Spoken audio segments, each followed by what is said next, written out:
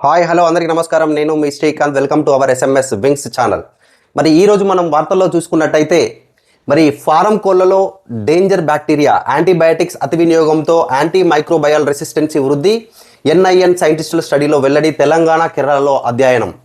మరి ఏదైతే మనం ప్రతి ఆదివారం మనం చాలా ఇష్టంగా చికెన్ తింటున్నామో ఆ చికెన్లో అతి భయంకరమైనటువంటి బ్యాక్టీరియా ఉంది అనేటువంటి వార్త మనకి ఈరోజు వార్తాపత్రికలో ఇవ్వడం జరిగింది. మరి వీళ్ళు ఎవరు ఎన్ఐఎన్ సైంటిస్టుల స్టడీలో ఏదైతే కేరళ అండ్ తెలంగాణ రాష్ట్రాల్లో రెండు రాష్ట్రాల్లో వాటి గురించి స్టడీ చేయడం జరిగిందంట. మనం తినేటువంటి చికెన్లో అతి భయంకరమైనటువంటి బ్యాక్టీరియా ఉంది, దాని వలన అనర్థాలకు దారితీస్తుంది అనేటువంటి న్యూస్ మనకు ఇవ్వడం జరిగింది. మరి ఇష్టంగా మనం తింటున్నాం కదా, అలాంటి చికెన్ ఎందుకోసం అంటే ఒకప్పుడు కోడి పెరగాలంటే కోడి చిన్న కోడి ఉన్నప్పటి నుంచి అది పెద్దగా అవ్వాలంటే ఒక 3 నెలల సమయం పట్టేది.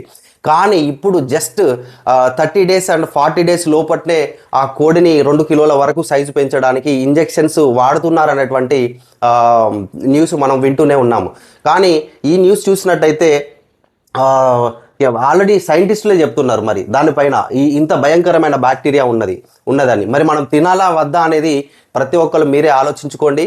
చికెన్లో ప్రస్తుతానికి ఇంతకుముందు ఉన్నటువంటి వాటి యొక్క డెవలప్మెంట్ కోసం వాడేటువంటి పదార్థాలు వేరే ఉండే, ఇప్పుడు కంప్లీట్ చిన్న పిల్ల నుంచి వాటికి ఇంజెక్షన్స్ వేయడం ద్వారా తొందరగా వృద్ధి చెందుతున్నాయి. అవి మనం తినడం ద్వారా మనకు చాలా అనర్థాలు వస్తున్నాయి అనేటువంటి వార్త మనకి ఈరోజు న్యూస్ పేపర్లో ఇవ్వడం జరిగింది. దయచేసి అందరూ 2 తెలుగు రాష్ట్రాల్లో ఉండేటువంటి నా తెలుగు ప్రజలందరికీ విన్నపం, మనం చికెన్ కానీ ఏదైతే బయట తినేటువంటి బిర్యానీ కానీ అవి కొన్ని రోజులు మనం మానేయాల్సిన అవసరం ఉన్నది. ఎందుకోసం అంటే విచ్చలవిడిగా వాటి కోసం ఏవైతే ఇంజెక్షన్స్ వేసి వాటి తొందరగా వృద్ధి కావాలని వాటికి ఎట్లాంటి ఇంజెక్షన్ చేస్తున్నారో మనకైతే తెలియదు. కానీ అవి తినడం ద్వారానే మనకి అనర్థాలు ఎక్కువగా ఉన్నాయనేటువంటి వార్త మనకు సైంటిస్టులు చెప్తున్నారు. కాబట్టి దాన్ని దృష్టిలో ఉంచుకొని మనం ఆ చికెన్ని కొన్ని రోజుల వరకు మనం తినకుండా ఉంటే చాలా మంచిది.